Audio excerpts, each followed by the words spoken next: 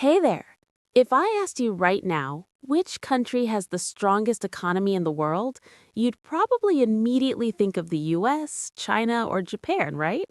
But how do we actually know who's richer than who? The answer lies in three powerful letters: GDP. So, what exactly is GDP? Put simply, it stands for Gross Domestic Product. To make it easy to visualize, imagine your entire country is one giant bakery.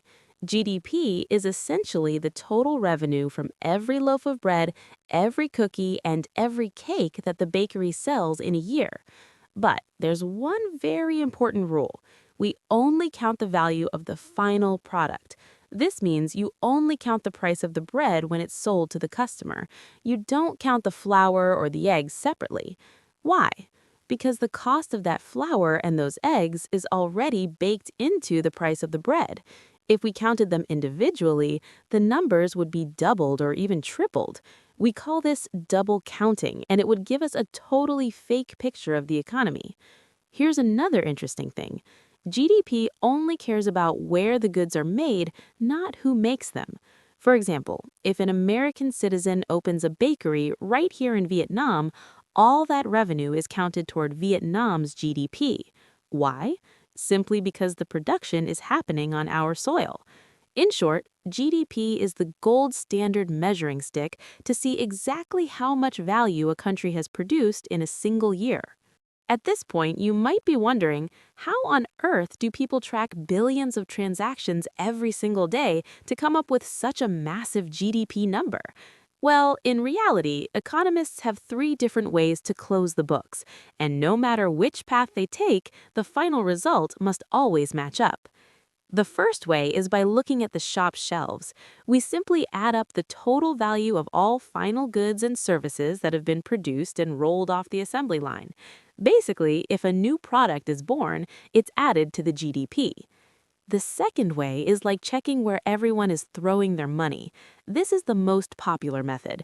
The formula is consumer spending plus business investment plus government spending and finally net exports. For example, whether you're buying a bag of groceries for $50 or the government is spending millions to build a new bridge, it all counts toward the GDP. The final way is by looking at everyone's pockets.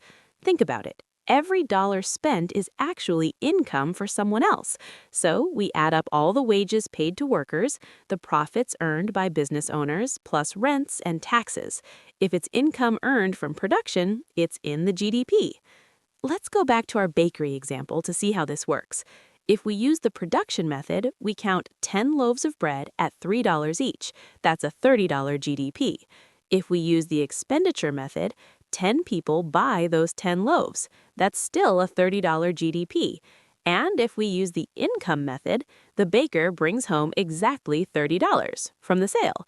GDP, still $30. As you can see, every road leads to the exact same number.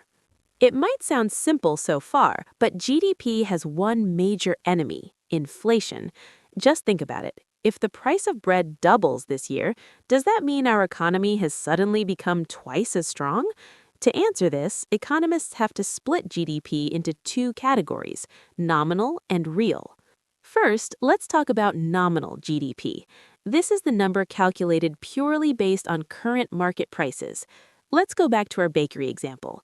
In the year 2024, you bake 10 loaves of bread at $3 each, so your GDP is $30. Now, fast forward to 2025, you still bake the exact same 10 loaves, but because of a sudden price hike, each loaf is now $4. At this point, your nominal GDP jumps to $40. Looking at the numbers, it looks like your GDP grew by $10, but in reality, you didn't produce a single extra loaf for society. This is what we call fake wealth caused by inflation. To see if an economy is actually healthy, we need to look at real GDP. Instead of using the latest prices, economists pick a fixed price from a specific base year to use as a standard. If we use the 2024 price as our anchor, then no matter how much the price rises in 2025, we still value each loaf at $3. The result? Your GDP stays at $30. This number reveals the truth. Your actual production didn't increase at all. So remember this. Whenever you hear news about economic growth, the most reliable number is always real GDP. It tells us whether we're actually making more stuff or if we're just paying more money for the exact same things. We often hear that the US or China has the largest GDP in the world, but is looking at that total number enough to conclude that their citizens are actually wealthier?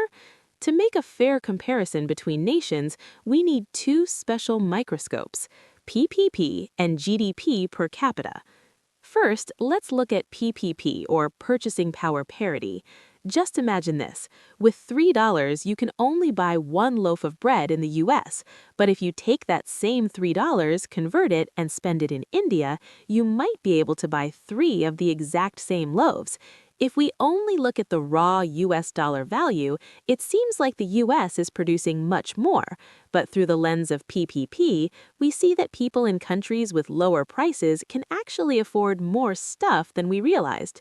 PPP brings every country onto a level playing field, so the numbers aren't distorted by fluctuating exchange rates. Next up is GDP per capita. Let's compare Indonesia and Singapore.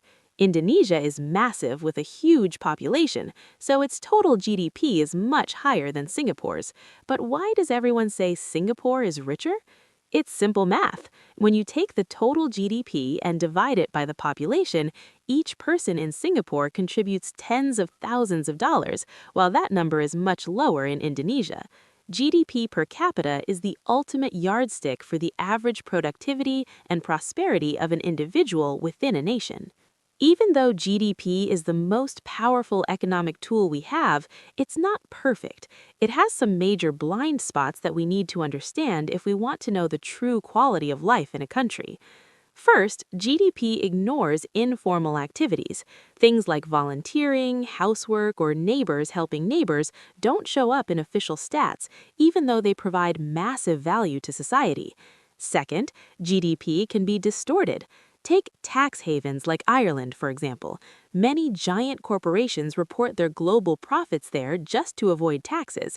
This makes Ireland's GDP look like it's skyrocketing, but in reality, that money often flows right back out of the country instead of staying in the pockets of local citizens. And, most importantly, a high GDP doesn't always mean happiness. There are countries with high GDP per capita thanks to oil wealth, yet the majority of their people still live in poverty due to corruption and inequality. So, how does a country increase its GDP the right way? The answer isn't just about boosting numbers on a spreadsheet, it's about investing in people. Look at the examples of South Korea, Singapore, and more recently, Vietnam. Their strategy is very clear. 1. Attract foreign investment. This brings in capital, new technology, and creates millions of jobs. 2. Invest in education. As people become more skilled, their productivity goes up, which naturally leads to higher wages. 3. Learn and innovate. Local businesses learn from global corporations until they can eventually stand on their own feet and reduce dependency on foreign aid. In the end, GDP is a fantastic tool for measuring economic size, but it's only the starting point. A truly strong nation is one where those GDP numbers turn into better schools, better hospitals, and a better life for every single citizen. Thanks for joining me on this deep dive into GDP. If you found this helpful, don't forget to hit like and subscribe for more economic insights. See you in the next one.